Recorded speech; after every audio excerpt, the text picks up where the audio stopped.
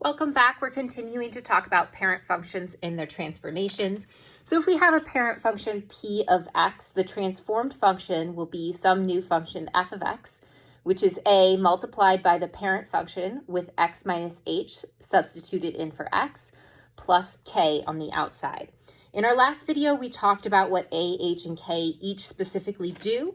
And we want to be thinking about how to describe our transformations using this.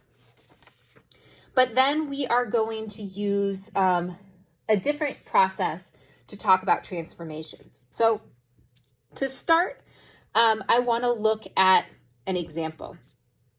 So this example is asking me to identify the parent function and describe the transformations and graph the function. So to identify the parent function, I first am looking at what I have here, and I'm trying to identify it as one of these three functions. So remember, I have lines, absolute value, and quadratic. Okay, so 2 times the absolute value of x plus 1 plus 2, this is an absolute value function. So my parent function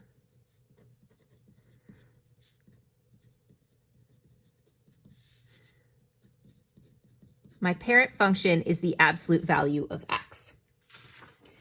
So looking at the absolute value of x, this is my table for my parent function. So I'm going to actually put this down here. So my three values for x are -1, 0, and 1 for my parent function. And if I plug in -1, I get +1 to my parent function. If I plug in 0, I get 0, and if I plug in 1, I get 1. So this is my parent function. Now I want to start by identifying a, h, and k. So a is what absolute value is multiplied by. So my a value is 2. H is going to be what's in here. But remember, it's x minus h. So my h value needs to be the opposite of this. So this is x plus 1. So my h value is actually -1. And my k value is what's over here. So my k value is +2 because it's plus k, so it should have the same sign. Okay, so I've now identified a, h, and k. So I want to describe the transformation. So I have a parent function, and the a is bigger than 2, so there is a vertical stretch by a factor of 2.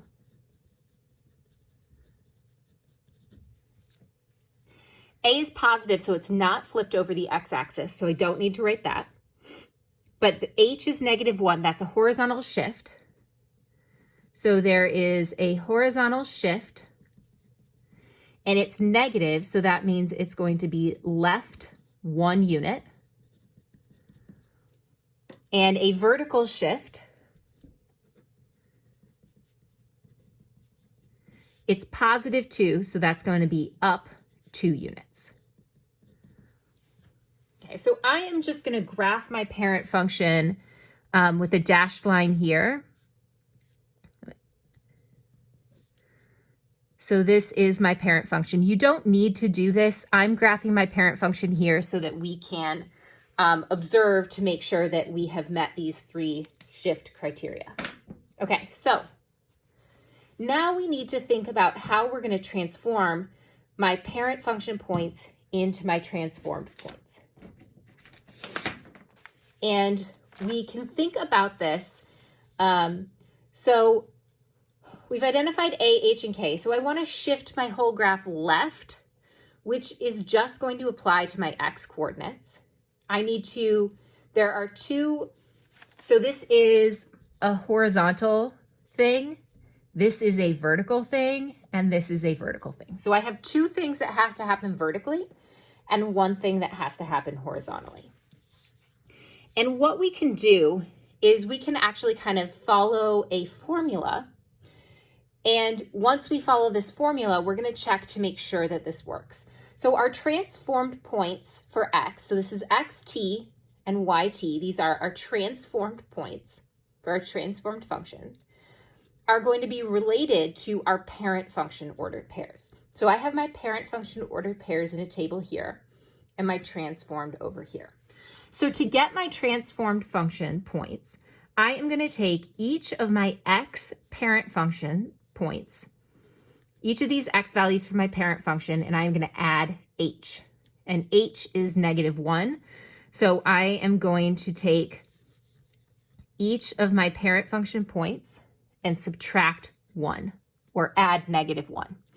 So I'm adding -1 to this point. So I'm following this rule. So I'm going to take all of the x parent points and subtract 1. So this is -1 minus 1, which is -2. 0 minus 1 is -1. And 1 minus 1 is 0. So these are my new x points that I'm going to graph. For my y transformations, to do a vertical stretch of A and a shift of K, I need to first stretch and then shift.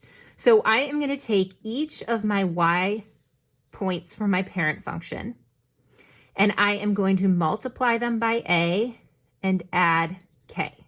So my A value is 2, so I need to take 2 times each of my y parent functions and add 2. So I need to stretch the points and shift the points.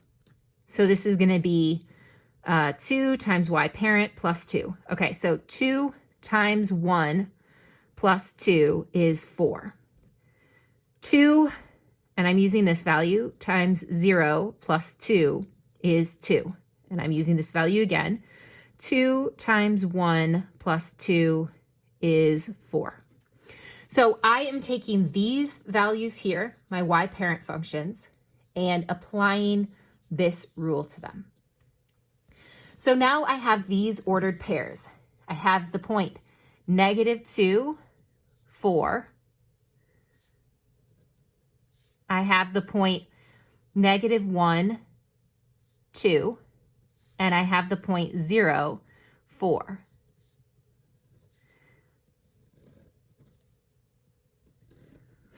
And what you can see here is that this graph has gotten skinnier.